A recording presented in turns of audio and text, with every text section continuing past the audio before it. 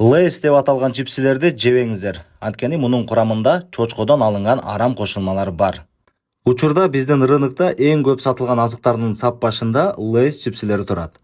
Бирок көпчүлүк мусулмандар бул азыктын курамында арам кошулмалардын бар экенин билбейби же ага маани бербейби алып жеп жүрүшөт. Урматтуу мусулмандар, мындан ары Лейс чипсилерин жебеңиздер. Анткени мунун курамында чочкодон алынган арам заттар бар. Тасманы акырын көрүңүздөр, мен силерге дал ушул боюнча анык далилденген фактыларды келтирем. Лейс чипсилерин карай турган болсок, алардын арасында со вкусом бекон и со вкусом хамон деген түрлөрүн көрөбүз. Хамон жана бекон бул чочко этинин бир түрү, сала дегендей эле. Албетте чипсинин курамына чочконун эти кошулбайт, бирок ошол чочконун этинен алынган натуралдык ароматизатор колдонулат. Ошол себептен дагы со вкусом хамон или со вкусом бекон деп аталат.